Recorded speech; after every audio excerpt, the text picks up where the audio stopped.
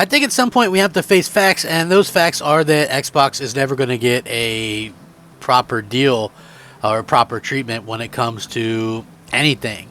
You know, I think people honestly are sort of at this point in particular where they just realize it's not going to happen. We're not going to see Xbox be treated the way that PlayStation gets treated. It's not going to be treated the way that, Nintendo gets treated. There is a little something there that makes it more difficult for them to do things. So, and listen, I'm not saying that some of it isn't warranted. I'm just saying at some point we have to look at things and go, listen, let's get over all of this nonsense, right?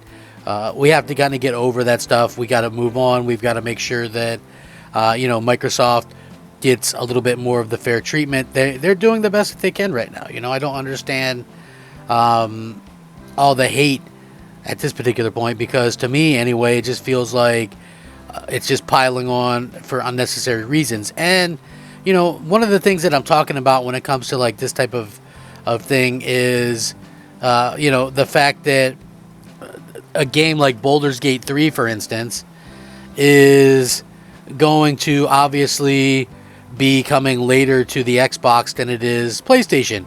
So PlayStation owners are even adding it to their lists and stuff like this. Obviously, it's going to come to Xbox.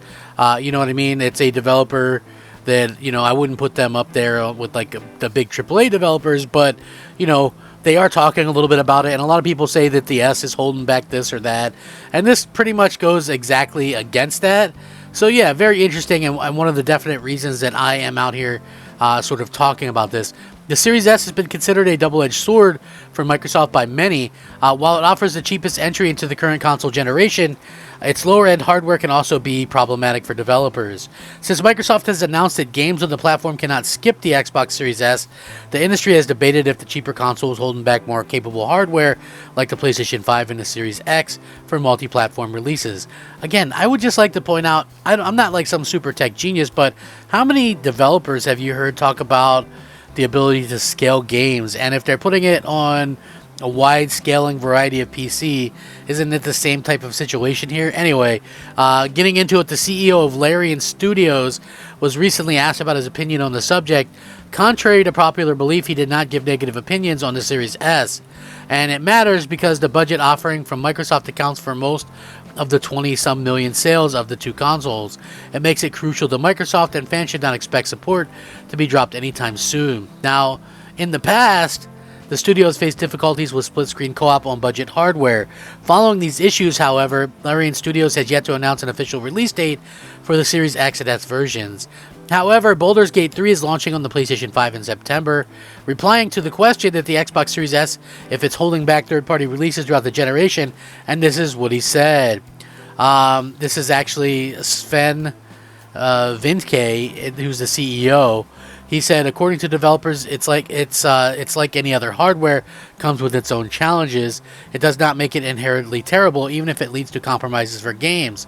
The director, like I said, and I didn't read this beforehand, by the way, he compared it to PC development, claiming that studios have been used to scaling games down for different configurations. Therefore, the Series S provides a similar challenge.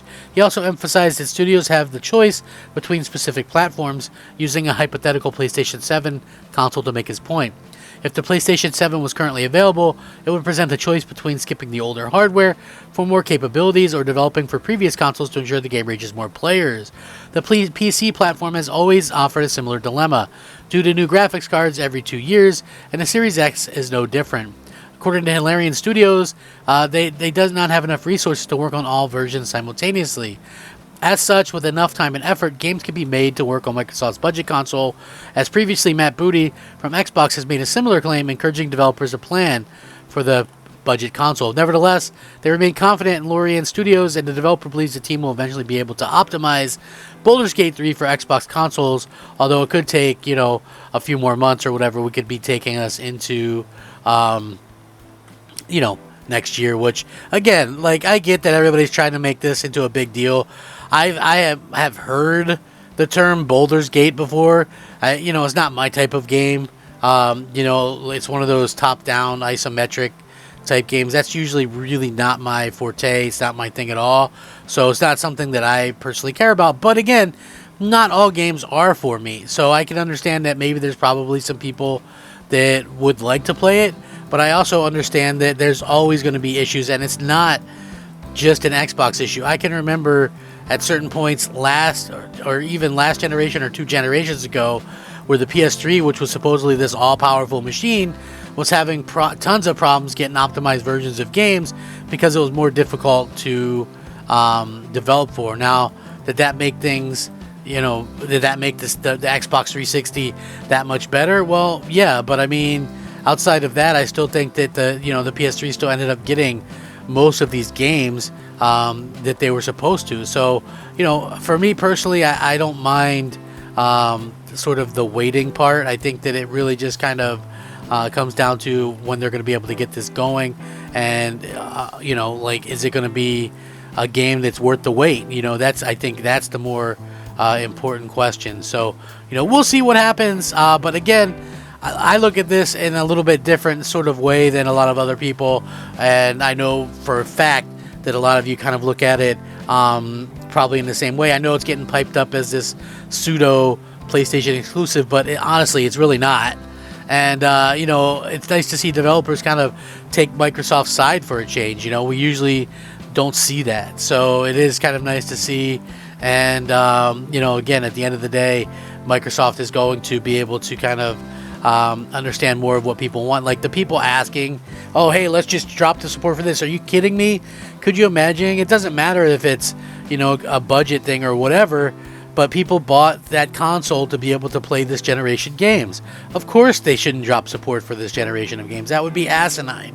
So yeah, to me, it never made much sense to kind of take things in that kind of direction. And I'm glad that Microsoft is out there making sure that they have plenty of options for gamers, because I feel like that's what it really kind of comes down to. And I know that there's people out there that think Microsoft doesn't care about gaming, or they don't care about this or that. I can assure you they do.